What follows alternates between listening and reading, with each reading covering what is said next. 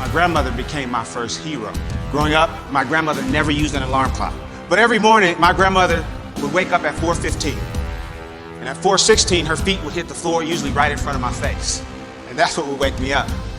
But I would lay there and I would pretend like I was still asleep, because me and 4:15 really didn't get along. But grandma would look at the back of my head. I could feel her staring at me. And then finally she would say, "Now, sugar, grandmama know you ain't sleep. You just supposed to go on and get on up and get ready for school." And my grandmother was known for saying things that would kind of make you a little angry because they made so much sense and you couldn't argue with it. Parents, you know, there's things that when you become parents, you start to say to your own kids. Like my grandmother would say, "Now, son, you knew when you laid down there last night that you had to get up this morning. I don't know why every single morning you lay there and act surprised.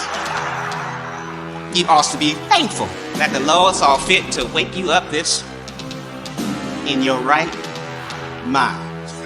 But what my grandmother was encouraging me to do was simply to be grateful for the opportunity. In spite of all that I had been through in my life, she just wanted to make sure that I understood the opportunity that I've been given.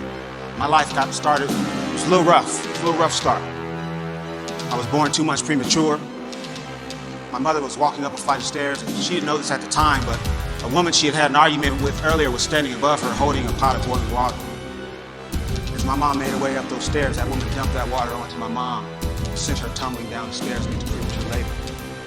She received third-degree burns to over 25% of her body. And when we were finally allowed to leave the hospital, as you can imagine, my mom was in a great deal of pain. Those burns just barely missed her face and covered most of the front of her body. So when we got home, she began taking a heavy sedative, pain medication to help her recover. When she took that medication, it was very difficult for her to watch me, so I would bounce around a lot. I'd stay with my mom for a little bit, and then I'd go stay with grandma, and I'd stay with some neighbors, aunties, and then back to my mother's house. I did that for the first 3 years of my life. When I was 3 years old, I was back at my mom's house. I got into her purse, I found that medication, I swallowed everything in the bottle. When they found me, they rushed me to the hospital, and my heart would stop, and eventually I went into a coma. But because of that accident, because of that incident, the state of California, they did an investigation. The conclusion that they came to was that it wasn't an accident. They removed me from my mother's home, made a ward of the state. Eventually I went into the foster care system. Shortly after I arrived to one of my foster homes, my foster mom, her name was Miss Alexander. Miss Alexander began locking me inside the closet with a light. She'd open the closet door, she'd kick me, hit me with a stick or a strap or whatever she had. It was while I was in that foster home that I was sexually abused for the first time in my life. And oftentimes people will ask, you know, that has to be the worst thing that could happen to someone. I have scars on my body that you can't see. I have a burn here on my hand that she put there with an iron. But all of that pain went away. The worst thing that Mrs. Alexander would do is she would open the closet door, she would stand over me, she would say, "You're stupid, you ain't gonna never amount to nothing." And that hurt me more than any of the physical kicks or the physical pain because I believed it for a long time. I believed that I would never amount to anything, just like she said. I didn't know this at the time, I found out a little bit later, but my grandmother, my hero, she had started going back and forth to court, trying to prove that she could take care of an active, handsome little boy. And eventually the state of California, they granted her full custody of me. And I'll never forget standing on Miss Alexander's front porch waiting. She had my little belongings, everything that I had. I remember standing there, it may have only been a half an hour, but it felt like an eternity, and I can remember thinking maybe no one's coming. But after a while, at the end of the block, I see the ugliest car I've ever seen in my life. And the car pulls up right in front of the porch, and I remember all I could see are these two big glasses, bifocals. And I found out later that grandma had glaucoma, she wasn't even supposed to be driving. But she gets out of that big car and she's got on this white floppy hat with this, it was a flower right there in the middle. And I remember she had on this long white dress that came all the way down to her ankles. And I found out later that, that was grandma's Sunday best. It was an outfit that she only reserved for special occasions.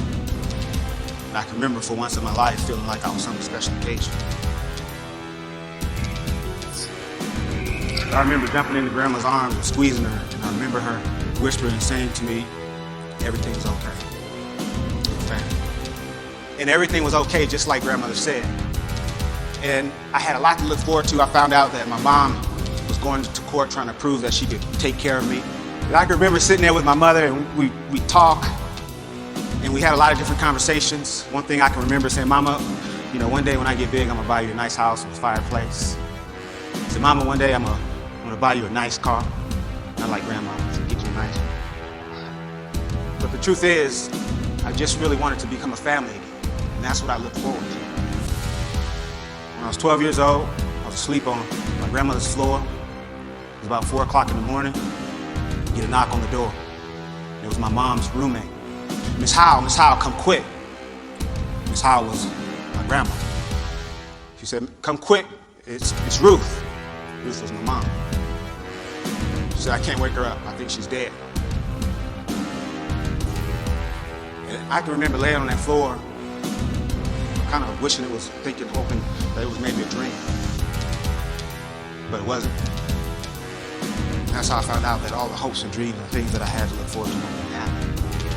I became very angry, became confused, I was hurt. I didn't really understand what was happening. I started acting out, hanging out with wrong people, breaking into houses, started stealing cars. I can remember not really caring what happened. I continued that behavior until I was 19. I found myself standing in front of a judge. I was handcuffed, had a chain around my waist, and my handcuffs were attached to that chain. The judge looked at me and says, the state of California sentences you to 15 years in prison for armed robbery and assault.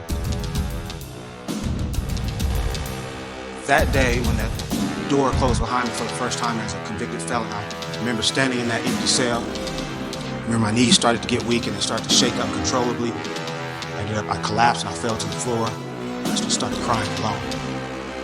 I can remember hearing voices. Heard the voice of my foster mom saying, you're stupid and you'll never amount to nothing. Heard the voice of family members and friends of family that said, that boy's gonna end up just like his father.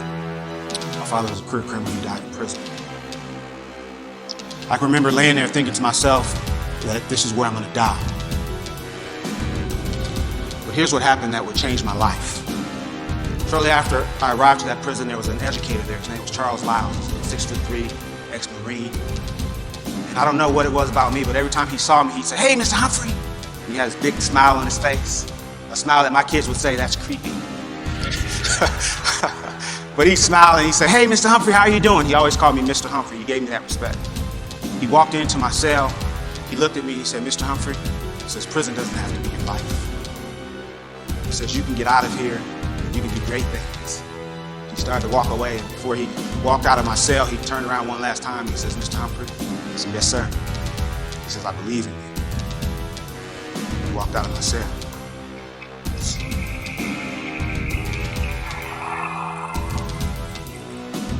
If he had continued to stand there, he would have seen the tears running down my face because no one had ever said that to me. But I remember thinking to myself, I'm going to make some changes, and I'm going to change my life.